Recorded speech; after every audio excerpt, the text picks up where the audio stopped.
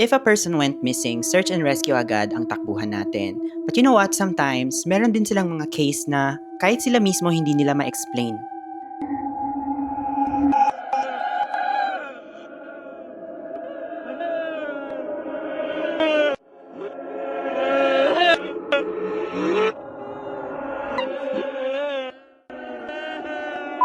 Welcome to Takot Read, where I read online Takot stories. Hi, I'm Christian, and for today, I will be reading 4 Takot Read stories from a Reddit user called Search and Rescue Woods. This episode is going to be really interesting because I'll be sharing 4 different encounters from a search and rescue officer in the US. Well, actually, ang dami niyang creepy na search and rescue stories, both from his own experience and from his co-workers. So, I have decided to break them into parts. For this episode, which is part 1, I'll be sharing 4 of his many creepy search and rescue stories. Ito yung mga normal missions lang at first, pero by the end of the story, biglang nagiging unsettling. Okay na, let's get started. This is Scary Encounters of a Search and Rescue Officer Part 1.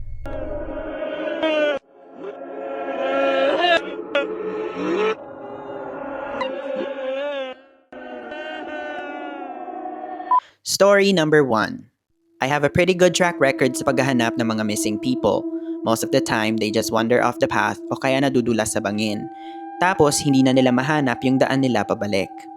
Majority sa kanila ay alam ang mga katagang stay where you are, kaya hindi sila nag-wander off ng sobrang layo. Pero nagkaroon ako ng 2 cases where hindi yon yung nangyari.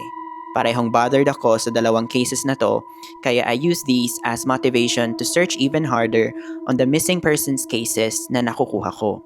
First case. Ang una ay isang little boy na lumabas para mamitas ng berries kasama ang parents niya. Magkasama sila ng sister niya at pareho silang nawala around the same time. Nawala lang sila sa sight ng parents nila for a few seconds. And in that time, both the kids apparently wandered off. Nung hindi na sila mahanap ng parents, that's the time they called us, and we came out to search the area. Nahanap namin yung daughter right away, at nung tinanong namin siya kung nasaan ang little brother niya, she told us that he had been taken away by the bear man. Sabi niya, binigyan daw siya nito ng berries and told her to stay quiet dahil gusto daw nitong makipaglaro sa little brother niya for a while. Ang huling account niya sa brother niya is nakasakay daw ito sa shoulders ng bear man and he seemed calm. Of course, ang first thought namin is abduction. Pero wala kaming nahanap na kahit na anong trace ng ibang tao sa area na yon. Insistent din yung little girl na ang bear man ay hindi normal na tao kundi matangkad, covered in hair, like a bear, and has a weird face. We searched that area for weeks. Isa ito sa pinakamatagal ko na search pero wala kaming nahanap kahit isang trace ng bata. Second case. Ang isa pa ay isang young woman who was out hiking with her mom and grandpa. Ayon sa mother, umakyat daw ang daughter niya sa puno para makakuha ng better view of the forest. Pero never na itong bumaba. They waited at the base of the tree for hours. Sinisigaw ang pangalan niya before they finally decided to call for help. Again, we searched everywhere at wala kaming nahanap na trace niya. Wala akong idea kung saan siya pwedeng pumunta dahil hindi naman siya nakitang bumaba ng mother or ng grandpa niya. And that's the end of story number 1. Okay, now I wanna go back to the first case. Nakakapraning lang kasi yung detail na nalingat lang yung parents niya for a few seconds tapos sabay silang nawala, silang dalawa. And how did that happen so quickly tapos hindi pa narinig yung mga kaluskos or kung sumigaw pa? Actually, I have more questions than answers here. Like, who's the bear man or what is the bear man or what is he doing? And another creepy part is binigyan pa ng bear man ng berries yung daughter for her to stay quiet. Parang ang galing niyang mag-manipulate ng kids. So maybe this is not his first time. I don't know what the bear man is pero ang creepy niya. Also, it's difficult to conclude whether it's abduction or not kasi wala namang nahanap na kahit anong trace. And I also feel bad for all of them, especially dun sa daughter, kasi I think she's gonna blame herself her whole life for letting that happen. Okay, now let's go to the second case. I think we're all just as confused as the characters are in this story. Because what do you mean, hindi na bumaba? You know? I mean, there's no other way to come back but to go down. Ano, may kumuha ba sa kanya dun sa taas? Or was she transported into, I don't know, another interdimensional space? I don't know. Like, it's just so weird. Ano bang meron sa mga gubat sa US? Well, in general, ano bang meron sa US? Daming ganap sa US ha. Now, let's move on to our story number 2. I was teamed up with another search and rescue officer dahil nakatanggap kami ng reports of bears in the area. Naghahanap kami ng isang missing guy. Hindi daw kasi nakauwi mula sa isang climbing trip when he was supposed to. Kailangan naming mag-serious climbing to get to that spot where we figured he'd be. Nahanap naman namin siya. Trapped siya sa isang maliit na crack sa may lupa, and also he has a broken leg. Hindi magandang tignan. Halos 2 days na kasi siya doon at halatang infected na yung broken leg niya. Naisakay naman namin siya sa isang chopper at narinig ko sa isa sa mga EMTs or emergency medical technicians na super inconsolable ng guy. He kept talking about how he had been doing fine, pero nung nakarating na siya sa top, may lalaki daw na nandun na. Sabi niya yung guy daw ay walang mga dalang climbing equipment and he was wearing just parka and ski pants. Nilapitan niya yung guy at nung humarap daw ito, he had no face. It was just blank. Nag-freak out siya at sinubukang bumaba ng mountain ng sobrang bilis kaya siya nahulog dun sa maliit na crack na yon. Sabi niya naririnig din daw niya yung guy all night. Akyat panaog ng mountain and letting out these horrible muffled screams. That story bothered the hell out of me. I'm just glad na wala ako doon para marinig yun. And that's the end of our second Takot Read story. I just realized, no, ang sabi kasi, the officers had to do a serious climbing para marating yung peak, yung spot na yon. Pero yung lalaking nakita nung missing guy, walang dalang climbing equipment. Like, how did he get up there? So, doon pa lang na-realize ko na something was wrong. Also, what's another thing that's unsettling here is hindi yung no face eh. For me, it was naririnig nung missing guy, yung guy with no face na akyat panaog ng mountain for 2 whole nights.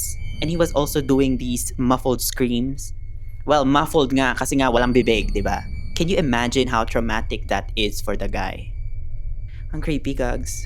Now, let's move on to our third Takot Read story. One of the scariest things I've ever had happen to me involved the search for a young woman na nahiwalay sa hiking group niya. Inabot kami ng gabi kasi na-pick up ng mga aso yung scent niya. When we found her, she was curled up sa ilalim ng isang malaking bulok na troso. Wala na siyang sapatos and backpack, and she was clearly in shock. Wala naman siyang injuries kaya napalakad namin siya pabalik ng base ops. Habang naglalakad, patingin-tingin siya sa likuran namin at tinatanong kami kung bakit daw that big man with black eyes ay sumusunod sa amin. Wala naman kaming makita kaya inisip na lang namin na baka weird symptom lang yon nung shock. Pero habang papalapit kami sa base ops, mas lalong nagiging agitated yung babae. She kept asking me to tell him to stop making faces at her. Dumating sa point na tumigil siya, humarap sa forest at sumigaw na gusto na niyang lubayan na siya nito. Hindi daw siya sasama dito at hindi daw niya kami ibibigay sa kanya. Napalakad din namin siya ulit pero nagsimula na kami makarinig ng mga weird noise sa paligid namin. Para siyang ubo pero mas rhythmic at mas malalim. Halos parang tunog ng insekto. Hindi ko alam kung paano pa i-describe. When we were within sight of base ops, lumingon sa akin yung babae and her eyes are about as wide as I imagine a human could open them. Hinawakan niya ang shoulder ko at sabi niya bilisan niyo daw. Hindi niya gustong tinitignan yung scar sa leeg mo. Meron akong sobrang liit na scar sa base ng leeg ko, but it's mostly hidden under my collar at wala akong idea kung paano yun nakita ng babae. Eksakto, pagkasabi niya noon, narinig ko yung weird na ubo mismo sa tenga ko at halos mapatalon ako sa takot. Binilisan ko ang pagdala sa kanya sa ops, trying not to show how freaked out I was. Pero masasabi kong sobrang saya ko when we left the area that night. And that's the end of our third Takot Read story. So, as I have mentioned in my previous episode, I'm that kind of person na maghahanap muna ako ng logical explanation before anything supernatural or paranormal. And at first, I really do think the girl was just in the state of shock. And if you're in that kind of state, your brain copes up by, creating narratives. Pero kasi sa story na to, hindi lang kasi yung babae yung nakakakita or nakakaramdam. Even the officers themselves feel a presence from the forest. And this makes the whole narrative different. So ayun, this story is scary. Now, let's move on to our last Takot Read story for this episode. Hindi ako sure kung totoo ba to sa bawat search and rescue unit, pero sa amin parang unspoken at normal na bagay na ito na encounter namin. You can try asking about it with other search and rescue officers, pero kahit alam nila ang tinutukoy mo, malamang wala silang sasabihin tungkol dito. Sinabihan kami ng mga superiors namin na huwag itong pag-usapan, and at this point, nasanay na kaming lahat na parang hindi na siya weird.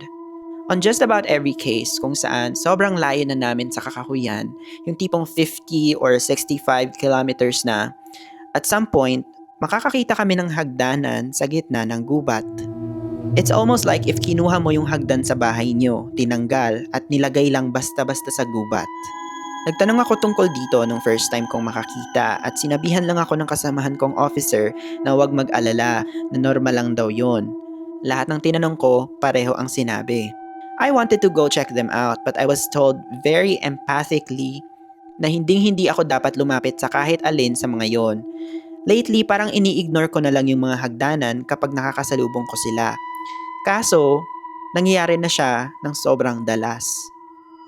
And that's the end of our last Takot Read story. Okay, this one's really weird. I remember during the pandemic days, I saw pictures of stairs sa TikTok. Yung mga stairs sa gubat. Pero di ko alam na dito pala nag-originate yun sa story na to. And honestly, I didn't find the story scary or creepy, but more curious. And speaking of curious, di ba, nature na sa atin as human beings na pag sinabihan tayong wag mong papansinin or wag mong titignan, the more nating papansinin and the more nating titignan, mas lalo lang tayong nanggigigil. Kaya this story frustrates me because I also want to know what these stairs are and what they're doing in the middle of the forest.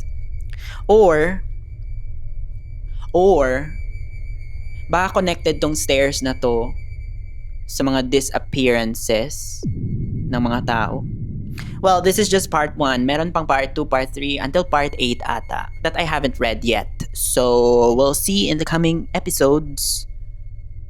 So, if you like the stories for this episode, please like the video, comment, blah, blah, blah. And if you have any Takot Read story, personal man, or something that you found online, send it to me and I might read that next. Link in bio, follow for more.